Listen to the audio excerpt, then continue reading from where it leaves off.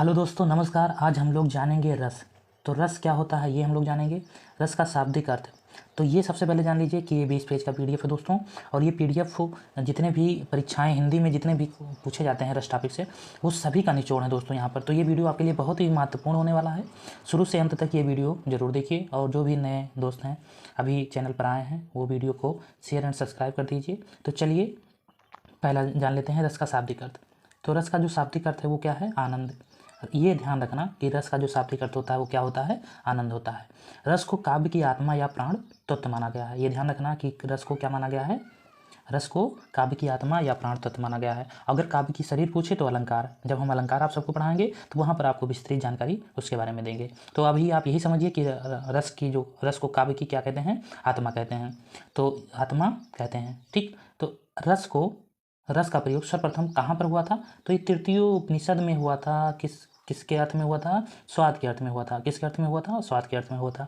कहाँ पर हुआ था? तृतीयोपनिषद में किया गया था। अब भरत मुनि जी आते हैं। भरत मुनि ने अपनी रचना, सभी को पता होगा भरत मुनि की रचना क्या है? नाट्यशास्त्र है।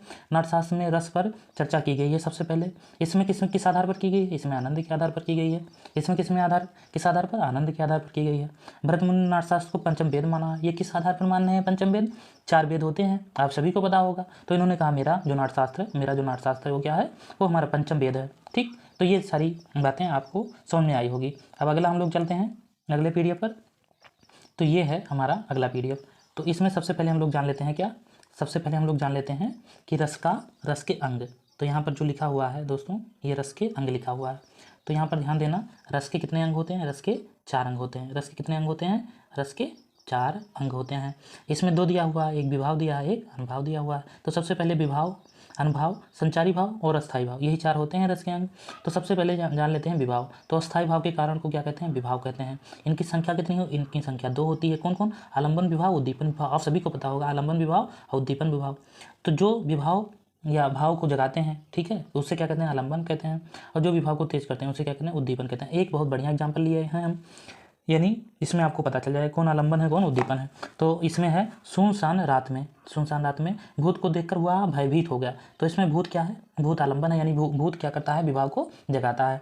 और उद्दीपन क्या है? सुनसान रात में। अगर वही दिन में देखता भूत तो उतना डर उसको नहीं लगता जितना वो रात में देखकर डर गया है। तो आप सभी को पता चल गया होगा विभाव किसे कहते हैं। विभाव की संख्या 2 होती है, एक आलंबन एक। अब हम लोग बात कर लेते हैं क्या? अब हम लोग बात कर लेते हैं अनुभाव। अनुभाव अस्थायी भाव के कारण दिखने वाले बाहरी लक्षण को क्या कहते हैं? अनुभाव कहते हैं। जो बाहरी लक्षण दिखते हैं वो क्या कहलाते हैं? अनुभाव कहलाते हैं। इनकी संख्या कितनी होती है? इनकी संख्या 8 होती है। आगे हम लोग देख लेते हैं इनकी संख्या कितनी होती है। इनकी संख्या होती है 8। आठों आप देख लीजिए, पहला स्तंभ, दूसरा श्वेत, तीसरा रोमांच, चौथा है स्वरभंग, पांचवा है कंप, विवर्तता, आंसू और प्रलय। तो ये सब कितने हैं? ये 8 हैं। आपको याद रखना ये सारी चीज़ें। चलिए हम लोग पीडीएफ 4 पे चलते हैं। अब संचारी भाव आ गया। इसमें क्या आ गया? संचारी भाव। तो इसको थोड़ा सा बड़ा कर लेते हैं हम लोग। आप देखिए जो संचारी भाव है, संचारी भाव क्या होता है? ये संचारी भाव या क्षणिक भाव होता है। जो भाव कुछ ही क्षणों के लिए रहकर विलीन हो जाता है वो क्या कहलाता है? वो संचारी भाव या क्षणिक भाव कहलाता है। इनकी संख्या कितनी होती है? इनकी संख्या होती है 33।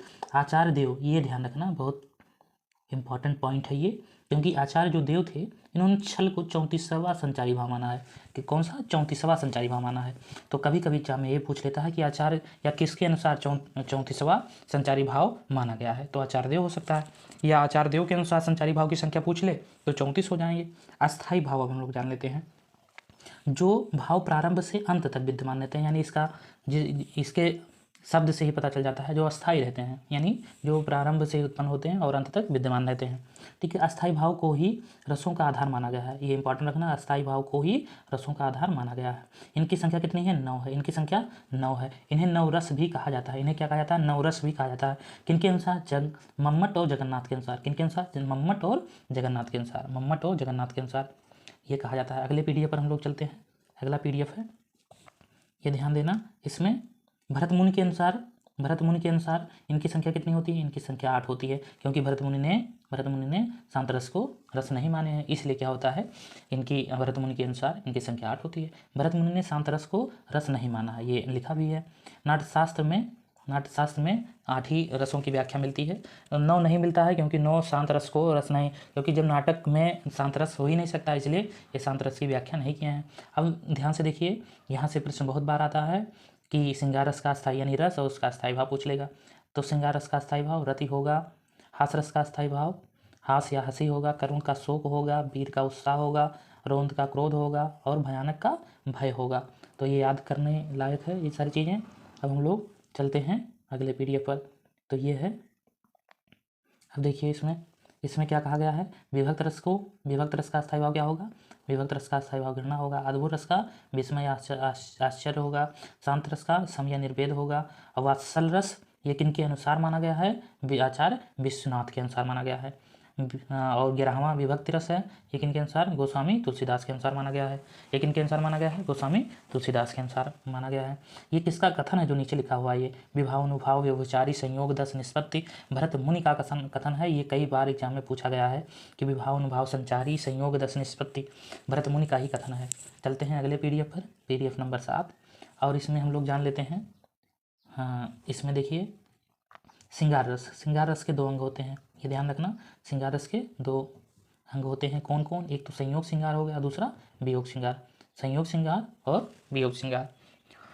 श्रृंगार रस को रसराज भी कहा गया है, क्योंकि ये बहुत इंपॉर्टेंट है। अगर रस से पूछे, यहाँ से क्वेश्चन ना पूछे तो ये मान लीजिए कि पूछना ही इसका बेकार है। चलिए, श्रृंगार रस को रसराज कहा जाता है। प्राचीन काव्य शास्त्र में वियोग श्रृंगार रस के 4 भाग, यानी पहला पूर्व राग यानी विवाह के पहले जो होता है, मान यानी रूठना, गोपियों का कृष्ण से रूठना या ऐसा मान, प्रवास छोड़कर चले जाना यानी छोड़कर जाना, ये क्या हो जाएगा, प्रवास हो जाएगा। अगले पॉइंट पर हम लोग चलते हैं। अगला है, चौथा जो हमारा है वो है करुण विप्लम, यानी मरने पर भी मिलने की आशा, मरने पर भी मिलने की आशा। इनकी संख्या 10 दशाएँ मानी जाती हैं। आधुनिक मीरा किसे माना जाता है, महादेवी वर्मा को, ये भी आपको पता होगा। चलिए अब हम लोग जान लेते हैं श्रृंगार रस के कवि हम लोग देख लेते हैं। तो बिहारी हैं, सूरदास जी हैं और मीरा बाई हैं। हास रस के काका हाथरसी हैं, इनके शब्द से ही पता चल जाएगा, काका हाथरसी। अब करुण रस के हैं कौन, तुलसीदास जी हैं करुण रस के। वीर रस के कौन है, भूषण हैं, द्वारिका प्रसाद माहेश्वरी हैं और रामधारी सिंह दिनकर हैं। वीर रस के कौन है, भूषण हैं, द्वारिका प्रसाद हैं, माहेश्वरी हैं, रामधारी सिंह दिनकर हैं। रोंद रस के मैथिली शरण है, रोंद रस के मैथिली शरण गुप्त हैं। इनको राष्ट्रीय कवि भी कहा जाता है। भयानक रस के जयशंकर प्रसाद जी हैं, भयानक रस के कौन है, जयशंकर प्रसाद जी हैं। अगला हम लोग चलते हैं अगले पीडीएफ पर। ये है भयानक रस के कौन है, ये आपको अभी पता चला है कि कौन है, जयशंकर प्रसाद जी हैं। विभक्त रस के कौन है, भारतचंद्र हरिचंद जी हैं। अद्भुत रस के सेनापति जी हैं। शांत रस के कबीरदास जी हैं और वात्सल रस के सूरदास जी हैं। भक्त रस के कौन है, तुलसीदास जी हैं। तो ये आपको समझ में आया होगा। अब चलते हैं अगले पेज पर। अब ये हो जाएगा श्रृंगार रस यानी रस और उनके उदाहरण। तो सबसे पहले श्रृंगार रस में संयोग श्रृंगार। तो संयोग श्रृंगार के एग्जाम्पल देख लेते हैं। मेरो तो गिरधर गोपाला, दूसरो ना कोई, जाके सर मोर मुकुट मेरे पति हुई। ये श्रृंगार रस है और श्रृंगार रस में संयोग श्रृंगार है, यानी इसमें क्या है, गोपियाँ और गोपाल यानी श्री कृष्ण के बारे में चर्चा की गई है। दूसरा देखें, राम के रूप निहारती जानकी, राम के रूप निहारती जानकी, कंगन के नग की परछाई, याते सबे सूर्य भूल गई, कर टेक रही पल तारत नाही, यानी उनके कंगन में जो कंगन में नग लगा हुआ है उसमें राम जी की क्या है, छवि बन रही है। तो उसको देख रही हैं और देखने में इतना विलीन हो गई हैं कि वो अपनी शुद्ध बुद्धि सब भूल गई हैं। चलिए अगले हम लोग पीडीएफ पर चलते हैं। समय क्योंकि कम है, कम समय में ज़्यादा चीज़ें हम लोग को जाननी चाहिए। तो अब ये देख लीजिए कौन सा एग्जाम्पल है। जो लगती नाव पार उड़ के अलौकिक सदविचार, ये सदविचार भी है और श्रृंगार रस भी है, ये ध्यान रखना। तरिन तंजा तत्तमाल तरवर बहु छाए, तो ये कौन सा रस है, तो ये श्रृंगार रस है। अब हम लोग संयोग श्रृंगार पढ़ चुके हैं। अब वियोग श्रृंगार के एग्जाम्पल क्या है, बिन गोपाल बैरन भई कुंज, जिसमें वियोग यानी नायक नायिका के वियोग की बात की जाती है, तो उसमें क्या कहते हैं, वियोग श्रृंगार। मुझे फूल मत मारो, मैं अबला बला वियोगनी, कुछ तो दया विचारो, तो ये भी क्या है, ये भी वियोग है, वियोग श्रृंगार रस है। चलिए अगले पेज पर हम लोग चलते हैं। तो अगले पेज पर है, बहुत अच्छा एग्जाम्पल है और ये एक्सेप्शन वाला एग्जाम्पल है। यानी हे खग हे मृग हे मधुकर सैनी, तुम देखी सीता मृग नैनी। तो इसमें बात की जा रही है कि जब सीता जी को रावण हर ले जाता है तो वहाँ पर राम जी क्या करते हैं, पूछते हैं खग हे खग, पक्षी मृग और जो वहाँ के मधुकर सैनी यानी मधुमक्खियों की जो सेना होती है उनसे पूछते हैं कि तुमने देखी सीता मृग नैनी, यानी जो मृग नैनी नैनी आँखों वाली थी सीता, वो तुमने कहीं देखी है। तो ये वियोग रस है और करुण भी है, करुण रस भी है, वियोग रस भी है और करुण रस भी है। हास रस का देख लेते हैं। हाथी जैसा देह है और गेड़े जैसी चाल, तरबूजे से खोपड़ी है खरबूजे सा गाल। इसमें आपको पढ़कर हंसी आई होगी, ये है क्या, हास रस है। पैसा पाने का तुझे बतलाता हूँ प्लान, और कर्जा लेकर बैंक से रोजांतर ध्यान। तो कितना बढ़िया एग्जाम्पल है, तो ये आपको समझ में आया होगा। चलिए अगले पीडीएफ पर, और अगला पीडीएफ है ये करुण रस का। तो करुण रस में आपको पता ही होगा, जहाँ दुख की बात होती है तो दुखी जीवन की कथा रही, क्या कहूँ आज जो नहीं कही। प्रिय प्रतिभा मेरा प्राण प्यारा कहाँ है, दुख जननी दुख का सहारा कहाँ है। इसमें भी करुण रस है। मन की उत्पल वेदना मन ही मन में बहती, चुप रहकर अंतर मन में कुछ मौन बता कहती थी। दुर्गम पथ पर चलने का वो सबल टूट गया था, अविचल अविकल वह प्राणी भीतर से टूट गया था। तो ये कौन सा है, ये भी करुण रस है।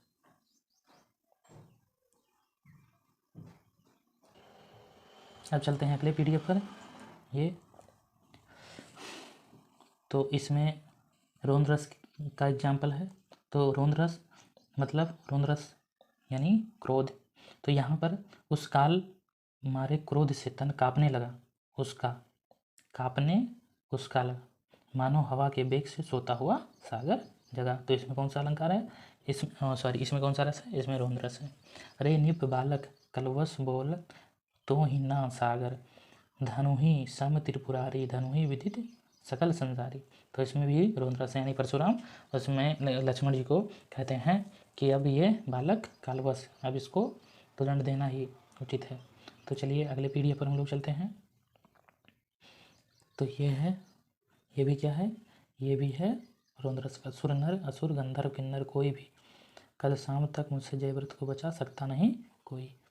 निश्चित हीन करूँ मैं भुज उठाई पनकीन, सकल मुहीपल आश्रय में जाई जाई सुख दीन। तो इसमें भी कौन सा है, इसमें भी है रोंद रस। कौन सा रस है, रोंद रस है, रोंद रस है। चलिए अगले पर चलते हैं हम लोग, और यहाँ पर है भयानक रस। तो भयानक रस आपको पता ही चल गया होगा, इसका स्थायी भाव भय होगा। लंका की सेना कब के गर्जन रो से काँप गई, हनुमान की भीषण दर्शन से विनाश ही भाग गई। यानी इतना बड़ा विशाल शरीर बना लिया हनुमान जी कि उससे सब लोग जान गए कि विनाश आने वाला है। अब चलिए एक एग्जाम्पल है अगला वाला, बहुत बढ़िया एग्जाम्पल है। एक और अजगरही लख, एक और मृगाल बिकल बटोरी, बीच में प्रेम मूर्छा। ये क्या है, भयानक रस है। ये भी क्या है, भयानक रस है। ठीक, अगले हम लोग चलते हैं विभक्त रस पर।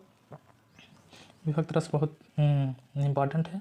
सिर पर बैठो काग, अख दो ही खात निकारत, खींचत जी भर ही श्यार, अतही आनंद उर धारत। तो इसमें भी क्या है, विभक्त रस है। जहाँ तहाँ मज्जा मांस रुचि लख पर, परत बगारे जिते जिते छिड़के घाड़, से तो कहूँ कहूँ रत्नारे। तो इसमें क्या है, इसमें भी विभक्त रस है। अगले पेज पर चलते हैं हम लोग, 18 नंबर। तो इसमें भी अद्भुत है। तो अद्भुत रस भी बहुत इंपॉर्टेंट रस है। तो इसका एग्जाम्पल देख लेते हैं। देख राव मत ही निज अद्भुत रूप अखंड, रोम रोम प्रतिलोक कोटि कोटि ब्रह्मांड। राम के रूप ने, राम है कि रूप है कि रस है कि जस है कि तन है कि मन है कि प्राण है कि प्यारी है, एक अचंभा देख रे भाई, और थड़ा सिंह चरावे गाय। तो ये भी क्या है, अद्भुत रस है। यानी वो सिंह गाय को चला रहा है, ऐसा कभी हो सकता है नहीं। अगले पे चलते हैं 19 नंबर पेज पर, और ये है क्या है दोस्तों, शांत रस है, वात्सल रस है। तो शांत रस क्या होता है, जब मैं था तब हर नहीं, और अब हर है मैं ना है, प्रेम गली अति सागरी, जा में दो ना समाई। तो इसमें क्या है, इसमें है शांत रस है। वात्सल रस, किलक अरे मैं नेह निहारो इन दांतों पर मोती मारो। श्री कृष्ण की दांतों की व्याख्या की गई है, किलक अरे मैं नेह निहारो इन दांतों पर मोती मारो। अगले पर चलते हैं भक्त रस पर। तो भक्त रस के बाद हमारा खत्म हो जाएगा दोस्तों। अब भक्त रस क्या है, उल्टा, नाम जपा जग जाना, वाल्मीकि वह ब्रह्म समाना। तो ये कौन सा रस है? ये भक्ति रस है। मेरी भो बाधारो राधा नागर सब, जो जातन की छाई पर श्याम हरि तुत हो। तो इसमें क्या है? इसमें भी भक्ति रस है। हे गोविंद हे गोपाल हे दयानिधि, इसमें क्या है? इसमें भी भक्ति रस है। तो मैं आशा करता हूँ कि आप सबको मेरा वीडियो पसंद आया होगा। और वीडियो पसंद आए तो इसे लाइक शेयर एंड सब्सक्राइब कर दीजिए और अपने दोस्तों में शेयर भी कर दीजिए। चलिए मिलते हैं अगले वीडियो में। तब तक